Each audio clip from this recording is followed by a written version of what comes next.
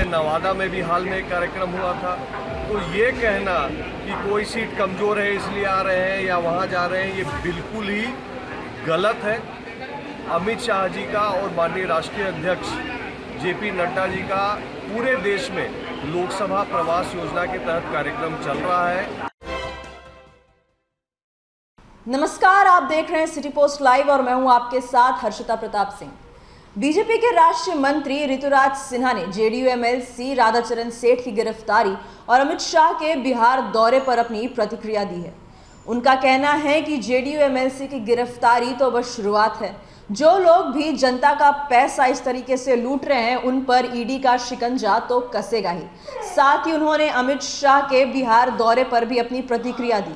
ऋतुराज सिन्हा ने क्या कुछ कहा, यह हम आपको सुनाते हैं।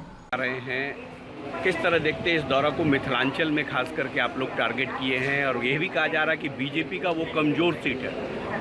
देखिए, इसके पहले अमित शाह जी मुंगेर गए थे, उसके पहले पटना आए थे, उसके पहले अमित शाह जी का जगदीशपुर में कार्यक्रम हुआ था, उसके पहले नवादा में भी हाल में एक कार्यक्रम हुआ था।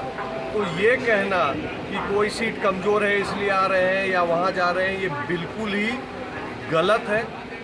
अमित शाह जी का और माननीय राष्ट्रीय अध्यक्ष जेपी नड्डा जी का पूरे देश में लोकसभा प्रवास योजना के तहत कार्यक्रम चल रहा है और उसी क्रम में मिथिलांचल में अमित शाह जी का पदार्पण हो रहा है। इससे कार्यकर्ताओं में और आम जनता में अत्यंत खुशी और उत्साह का वातावरण है और मुझे लगता है मिथिलांचल के लिए एक बड़ा मैसेज देने का काम अमित भाई करेंगे। कल ईडी ने जदयू के एक एमएलसी को गिरफ्तार किया, उसको लेकर सियासत हो रही है बिहार में। सियासत का क्या मुद्दा है? देखिए, जैसी करनी वैसी भरनी।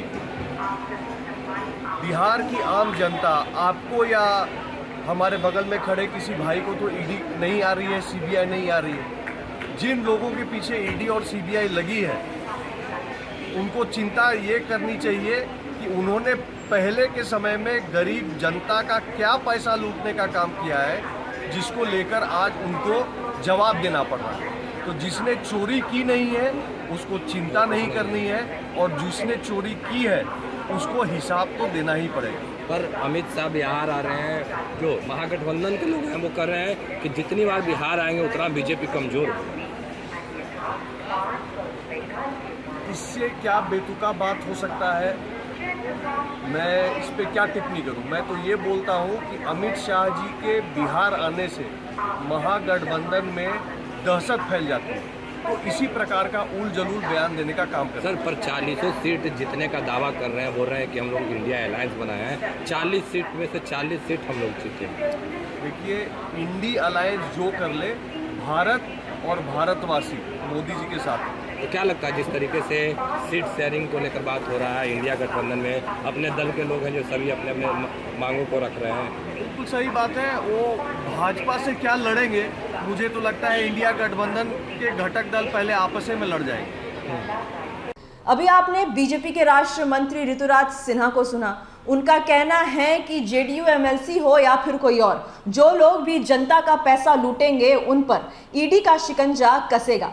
साथ ही उन्होंने इंडिया गठबंधन पर भी तंज कसते हुए कहा कि इंडिया गठबंधन प्लानिंग कर रही है कि वो बिहार में 40 की 40 सीटों पर लोकसभा चुनाव लड़ेगी, लेकिन जब ये आपस में सीटों का बंटवारा करने बैठेंगे तभी ये गठबंधन टूटकर बिखर जाएगा। ऋतुराज सिन्हा ने क्या कुछ कहा, ये आपने खुद सुना।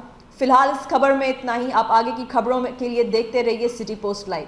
इस वीडियो को लाइक करें, शेयर करें और चैनल को सब्सक्राइब करना ना भूलें। धन्यवाद।